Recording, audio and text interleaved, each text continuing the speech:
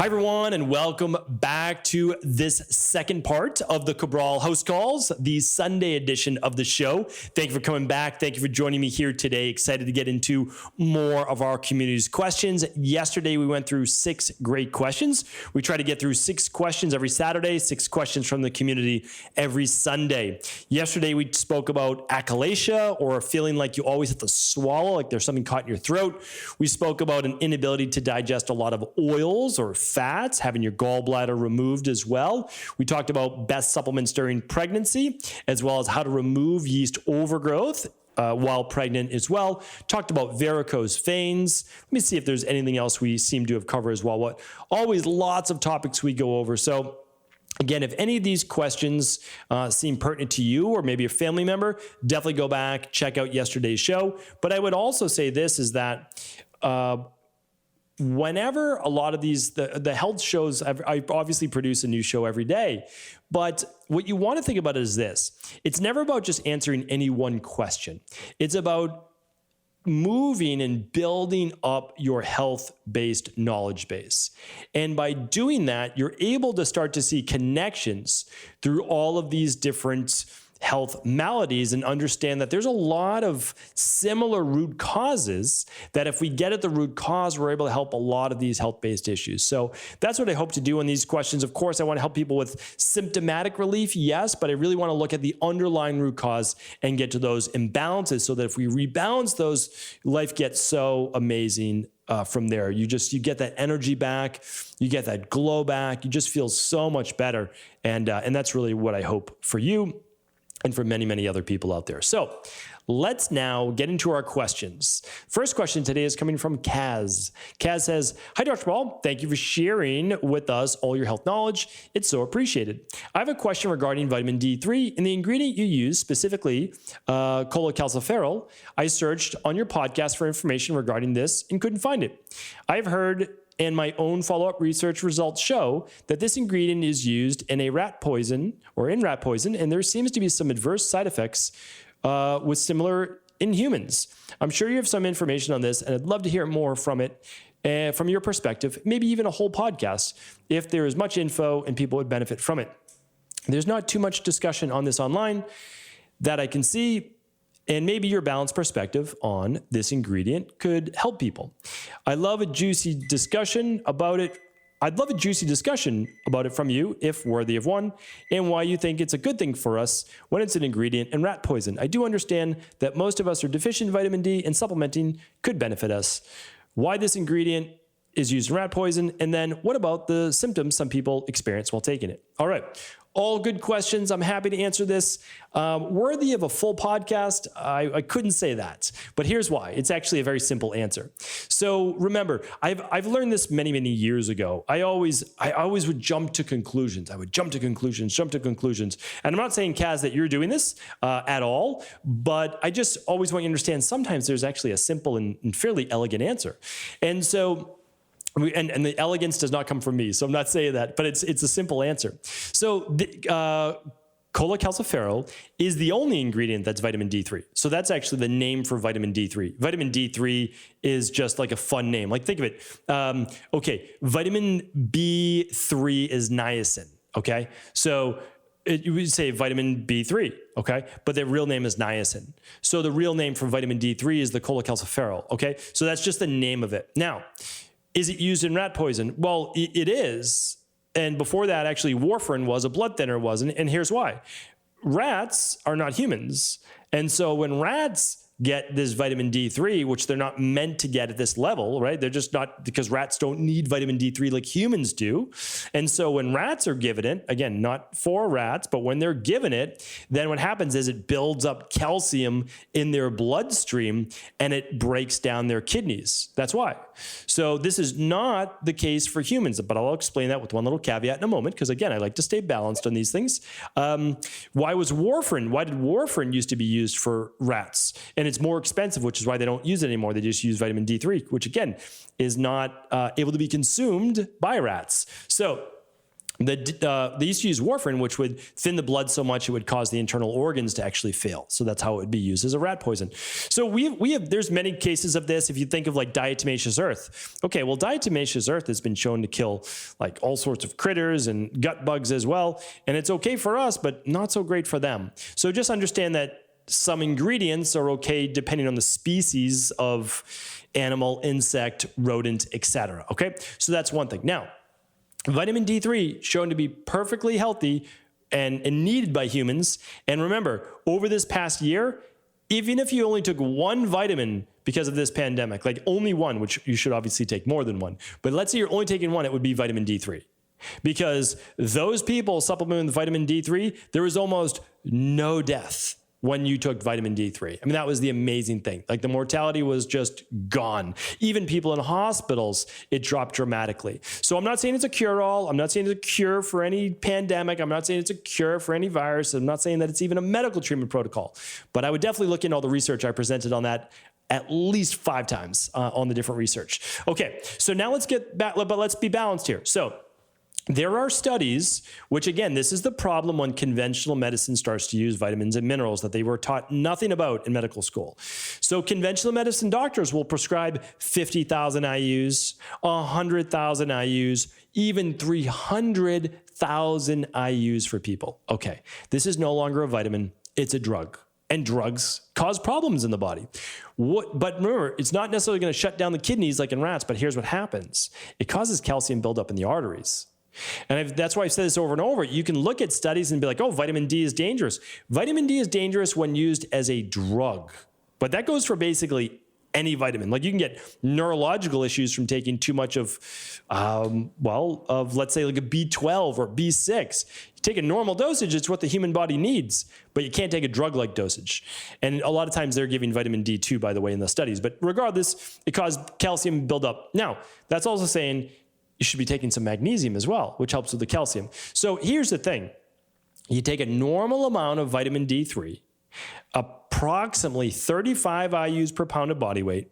You run your vitamin D levels at least once on the dosage to see if it's the right dosage for you.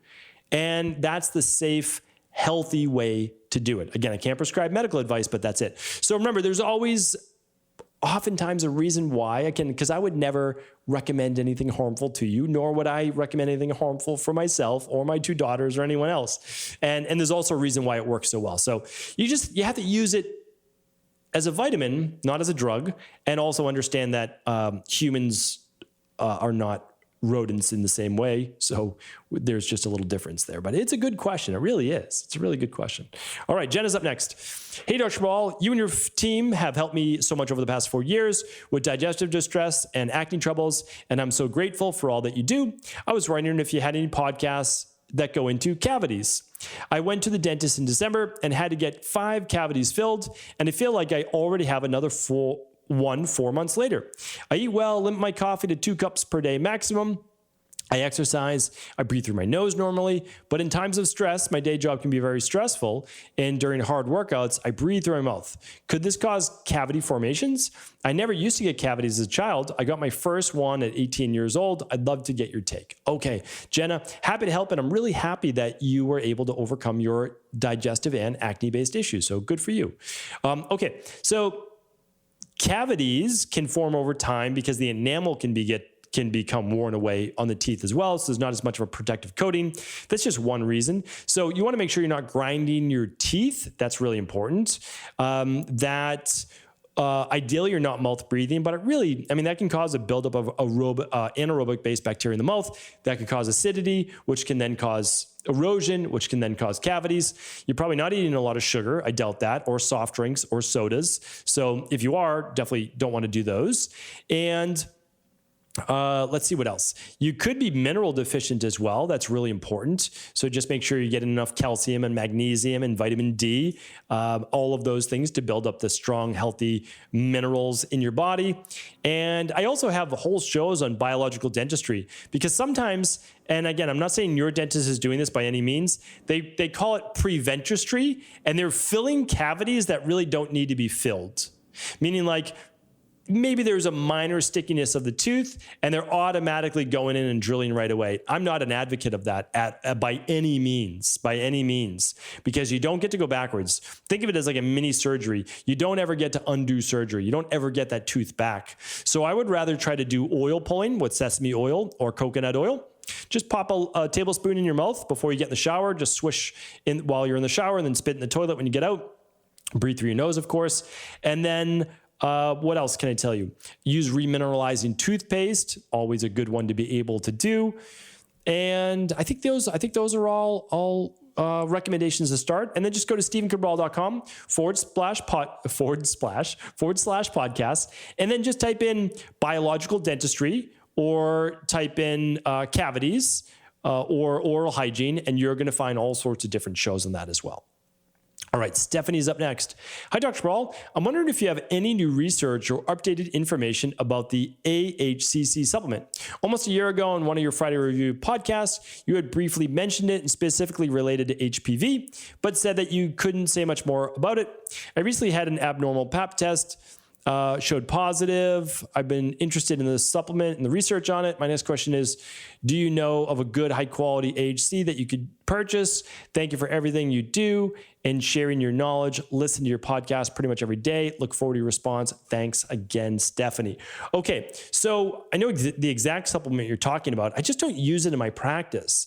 It's not that I think it's a good supplement. I really do. I never do this during the show, but I'm going to do it for you. And so I'm going to pop this in because I don't know the supplement label off the top of my head because, again, it is not a product that I use in my practice. And I'm going to give you not a reason why I don't. Well, I can give you a reason why I don't, but what I do instead. Okay, so it is mushroom extract. Yes, of course. That's what we know it is. And do I know the mushrooms that it's coming from? Let's see. It is coming from the Lentanula. Well, I certainly can't pronounce that, but is that another name for reishi? Let's see here. Okay. So I would say, again, I still lean towards it as a very good product. No doubt about it. It's high in beta glucans, which I've been using now for about 12 years in my practice because they help with natural killer cell activity. But here's what I do. Again, this is not a treatment protocol.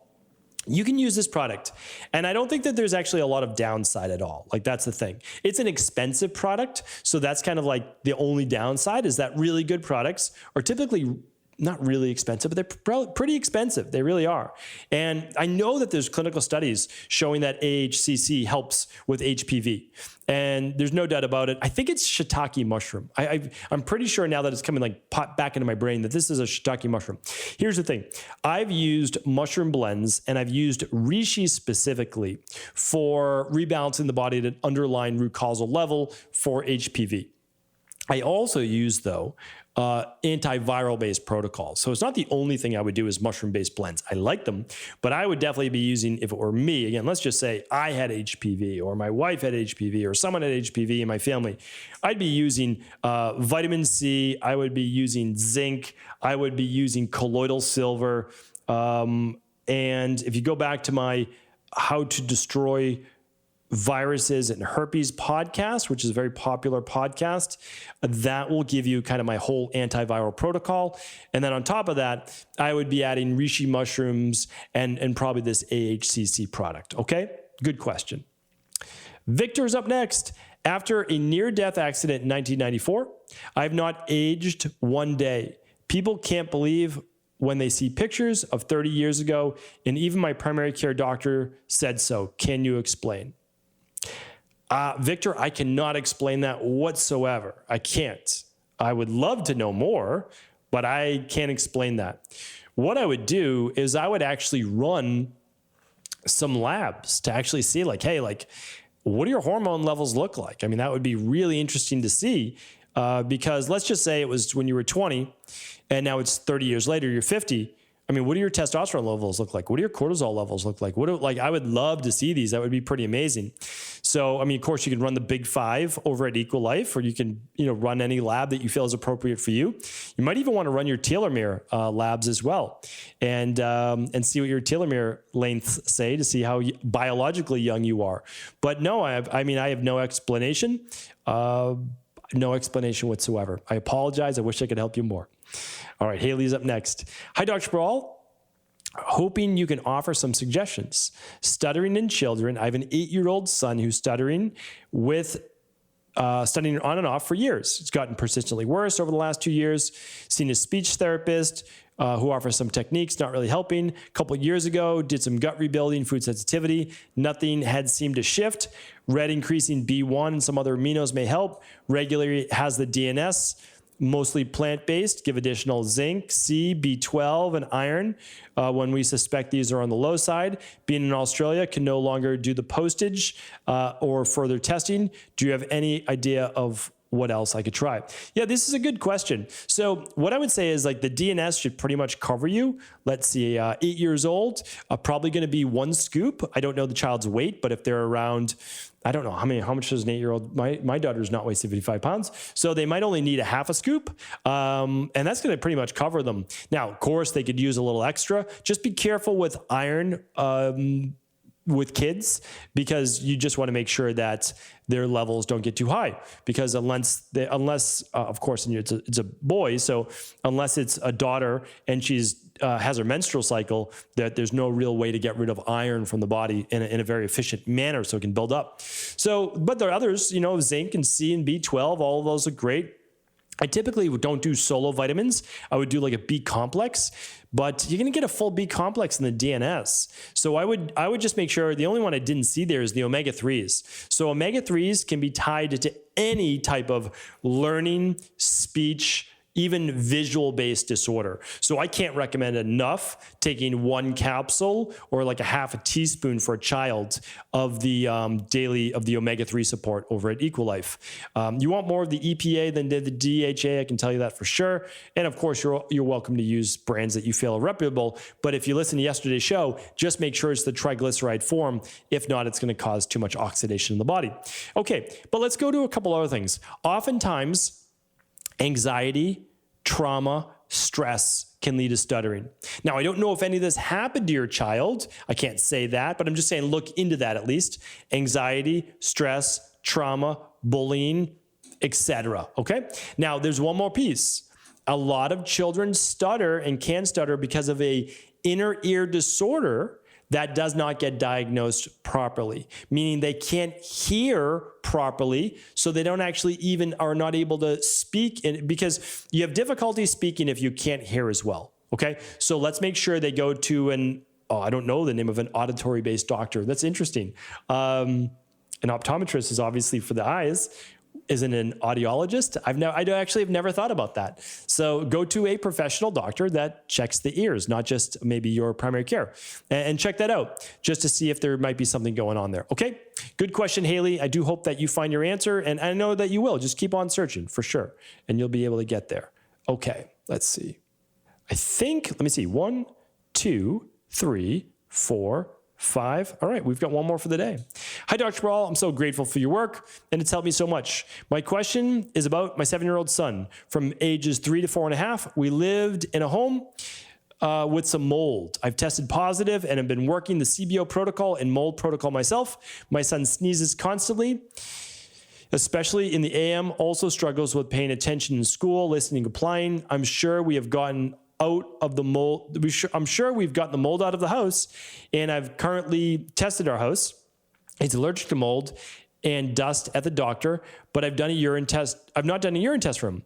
I want to help him get rid of his symptoms. Assuming he does have mold, is there a kid protocol that is safe? Thanks so much for your advice. Greatly appreciated. Okay, so we're working on that because of the GI balance, which is capsule-based. They're larger capsules, which are going to be difficult to swallow for a child. So if you write into our team at support@equa.life. I'm hoping that maybe even by the time that you write in, that we'll be able to help you do some substitutions. But we always do all of our protocols based on science. So we just want to make sure that we're giving you a good 1-for-1, and we're most likely going to switch you out to a specific citrus oil-based drop instead of the instead of the GI Balance, which is for the adults. And then everything else is going to be able to be used because you can actually open up the capsules of the Florafilm, and you can use the Paramine tablets are very small or could actually be crushed. And then there's the colloidal silver, which is liquid. So you'll be able to do, I believe, everything else. So we'll try to just get you a substitute for the GI Balance. All right. So Meredith, we're happy to help with that. All right. Great questions this week. And of course, we'll be back next weekend answering another dozen of our community's questions. Thank you so much, as always, for tuning in. I'll be back tomorrow on our Motivation and Mindset Monday, the best way to start the week. Take care, everyone.